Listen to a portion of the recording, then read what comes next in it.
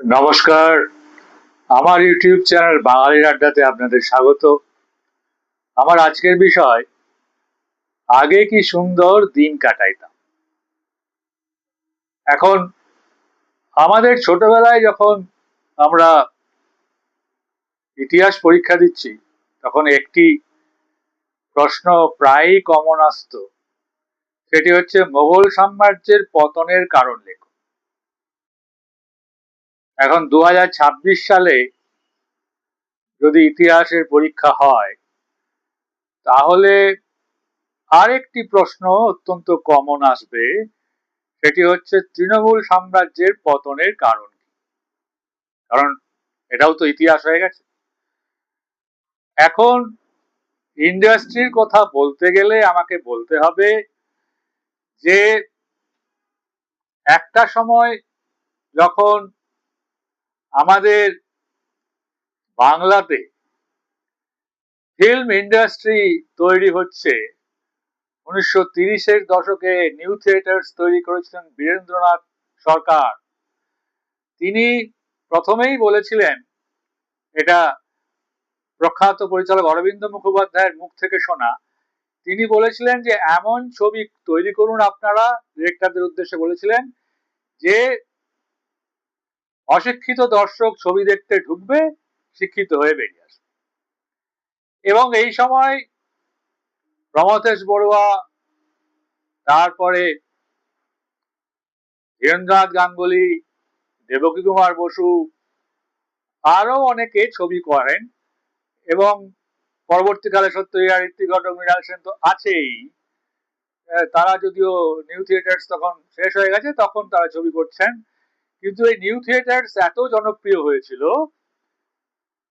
তাদের ছবি এত ভালো হচ্ছিল, যেহেতু তিনি বলেছিলেন যে প্রখ্যাত গল্প উপন্যাস যেগুলো বাংলাতে আছে, রবীন্দ্রনাথ, প্রভাত কুমার মুখোপাধ্যায়, মানিক বন্দ্যোপাধ্যায়, বিভূতিভূষণ বন্দ্যোপাধ্যায়, এদের গল্প উপন্যাস নিয়ে আপনারা ছবি করুন। সেই জন্য এই ছবিকে তখন বই বলা হতো। দেবদাস, শরৎচন্দ্র চট্টোপাধ্যায়ের বিখ্যাত একটি উপন্যাস, যে উপন্যাস শরৎচন্দ্র চট্টোপাধ্যায়ের মতে খুব একটা ভালো নয়, তাও প্রমথেশ বড়ুয়া জেদ ধরেন যে তিনি ওটা নিয়েই ছবি করবেন। এবং সেই ছবি এমন জনপ্রিয় হয় যে পরবর্তীকালে সেই ছবির ডবল ভার্সন করতে হয়। বেশিরভাগ নিউ থিয়েটার্স এর বেশিরভাগ ছবি খুব জনপ্রিয় হয়েছিল এবং ডবল ভার্সন করতে হয়েছিল। তার মধ্যে দেবদাস, মুক্তি, এগুলো আছে। এখন সেই সময় বাংলা ইন্ডাস্ট্রির অবস্থা অত্যন্ত গৌরবজনক একটা অবস্থা ছিল।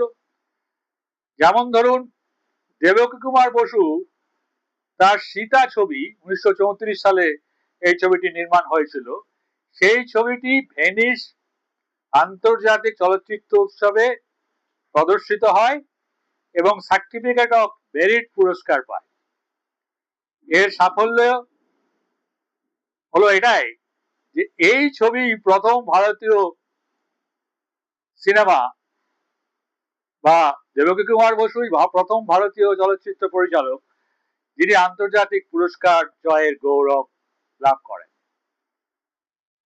আমরা অনেকেই জানি যে সত্যজিৎ রায় 1955 সালে পথের পাঁচালী চলচ্চিত্রটি বেস্ট হিউম্যান ডকুমেন্ট হিসাবে প্রাইজ পেয়েছিল বিদেশে।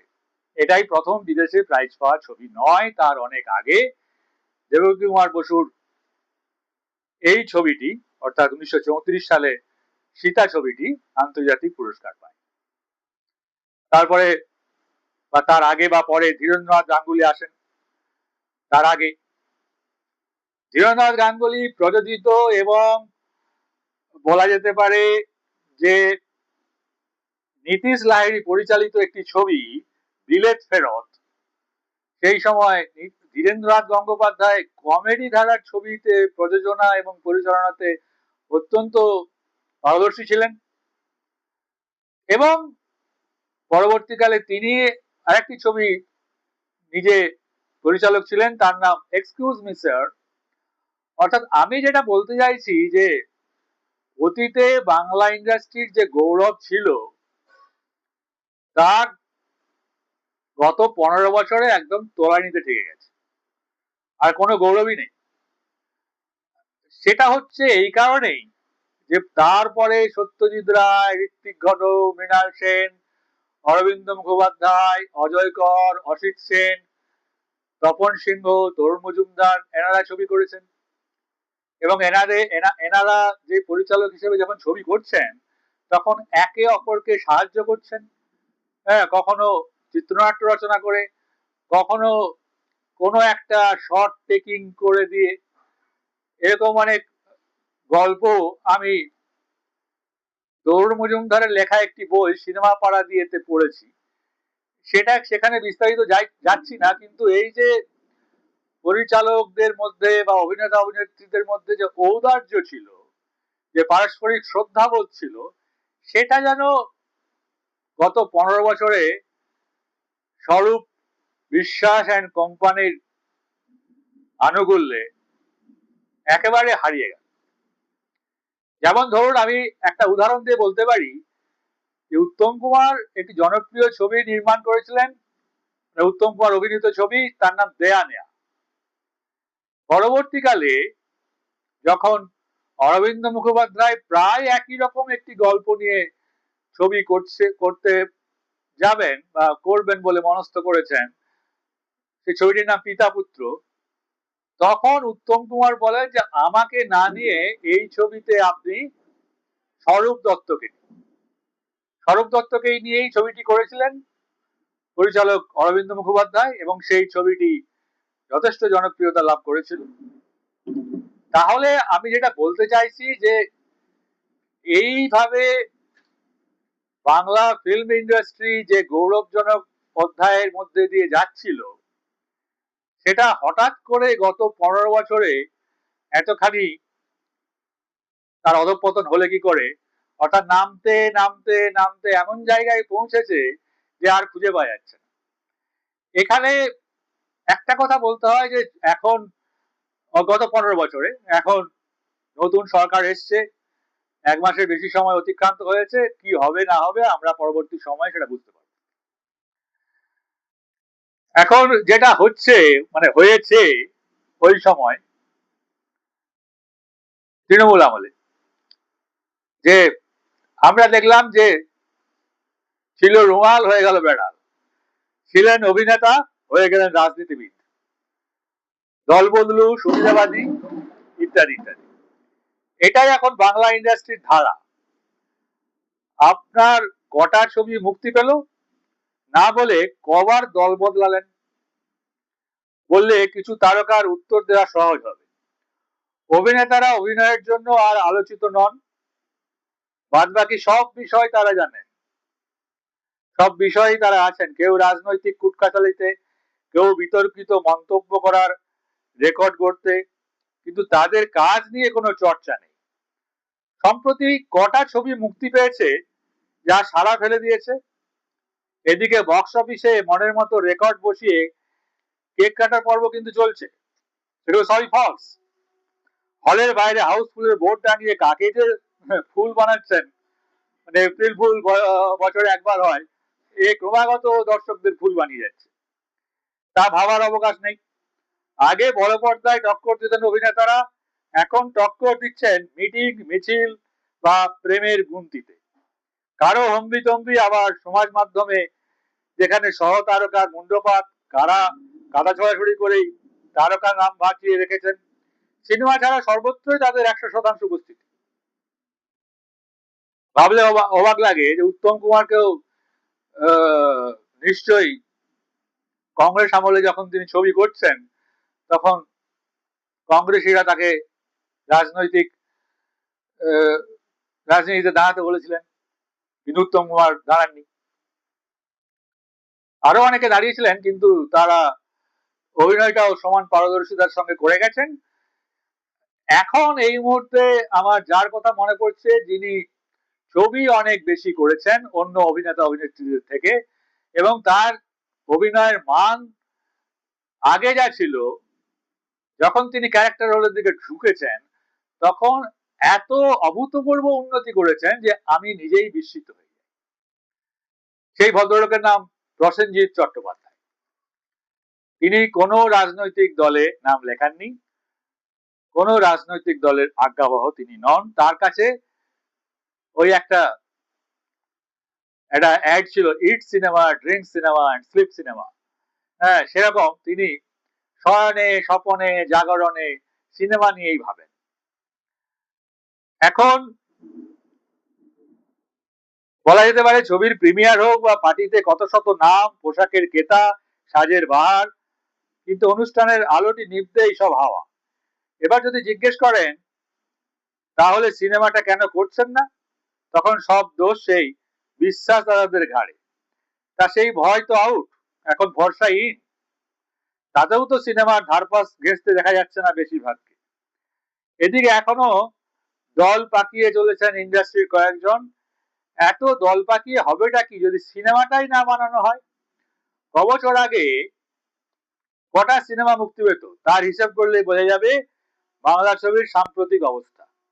তার দায় শুধু অভিনেতাদের উপর বর্তায় না।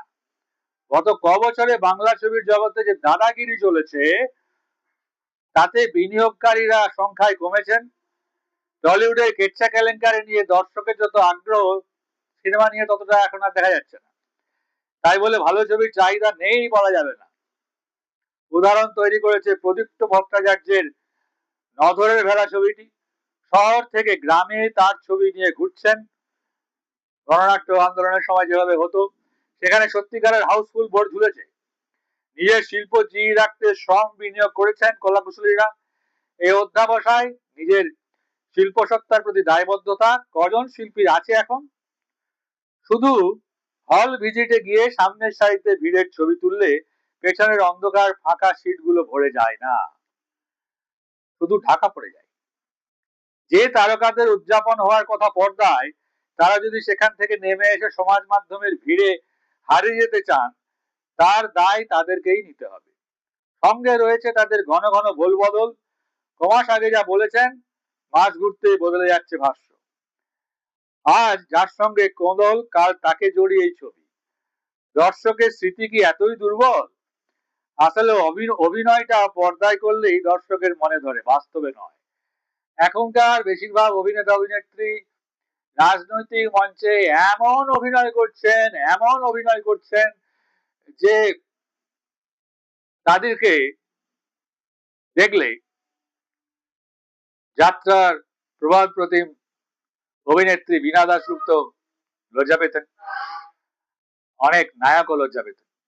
হ্যাঁ, উত্তম কুমার লজ্জা পেতেন, অনিল চ্যাটার্জি লজ্জা পেতেন, এখন প্রসেনজিৎ চট্টোপাধ্যায় লজ্জা পাচ্ছেন যে তিনি তো পর্দায় অভিনয় করেন, কিন্তু এরা বাস্তবে রাজনীতির মঞ্চে যেভাবে যেভাবে মানে এক একজন নেত্রীকে অনুকরণ করে অনর্গল বাজে বাজে কথা বলে থাকেন, তা বোধহয় বাংলা ফিল্ম ইন্ডাস্ট্রির যে অতীত ঐতিহ্য বা গৌরব ছিল তার সাথে একেবারেই যায় না।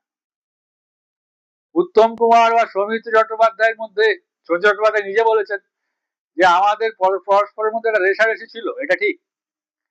কিন্তু এটাও ঠিক যে আমি যদি ভালো অভিনয় করতাম তাহলে দাদা আমাকে প্রশংসা করতেন, আবার দাদা যদি ভালো অভিনয় করতেন তাহলে আমি সেই অভিনয়ের তারিফ করতাম। এটাই ছিল ইন্ডাস্ট্রির কালচার। এবং বড় দাদা হিসাবে যখন কোন একটি অনুষ্ঠানে উত্তম কুমারকে সৌমিত্র চট্টোপাধ্যায় প্রণাম না করে কথা বলে বেরিয়ে যাচ্ছেন, তখন উত্তম কুমার তাকে বলেছিলেন, এই বুলু শোন, আমি তোর বড় দাদার মতো, আমাকে তুই প্রণাম কর। এই কথাটা বলার যে সাহস, সেটা উত্তম কুমারের ছিল। উল্টো দিকে সত্যজিৎ রায় বলেছেন যে নায়ক সিনেমা যদি করতেই হয় তাহলে উত্তম কুমার যদি না করেন তাহলে নায়ক সিনেমা হবে না, কারণ ওনাকে দেখেই চিত্রনাট্য লেখা। সৌমিত্র চট্টোপাধ্যায় যেহেতু সত্যজিৎ রায়ের অনেক ছবিতেই অভিনয় করেছেন, তাই তিনিও বলেছিলেন যে নায়ক সিনেমাতে উনি অভিনয় করবেন, কিন্তু সেটা উনি মানেন। এমনকি গুপি গায়েন বাঘা বায়েন চরিত্রে গুপি চরিত্রে অভিনয়ের জন্য সৌমিত্র চট্টোপাধ্যায় সত্যজিৎ রায়ের কাছে গিয়েছিলেন, কিন্তু সত্যজিৎ রায় বলেছিলেন যে না, তপেন চট্টোপাধ্যায় ছাড়া এই চরিত্র আর কাউকে মানাবে না। তার কারণ তপেনের লুকস এর মধ্যে যে একটা সহজ সরল গ্রামের মানুষের লুক আছে, সেটা সৌমিত্র চট্টোপাধ্যায়ের অভিজাত যে খানিকটা লুকস, হ্যাঁ, তার মধ্যে নেই। হ্যাঁ, তিনি অপুর সংসারে করেছেন, সেখানে সেখানে তিনি উচ্চাকাঙ্ক্ষী একজন যুবক, যিনি পড়াশোনা করে অনেক কিছু করতে চান, সেই চরিত্রে তাকে মানিয়ে গেছে, কিন্তু অন্য চরিত্রে তাকে মানায়। এখন এই ভিডিওটি যদি আপনার ভালো লেগে থাকে, তাহলে এখন আমার এই আলোচনাটি যদি আপনাদের ভালো লেগে থাকে, তাহলে আমার ইউটিউব চ্যানেল বাঙালির আড্ডা সাবস্ক্রাইব করবেন, শেয়ার ও কমেন্টও করতে পারেন।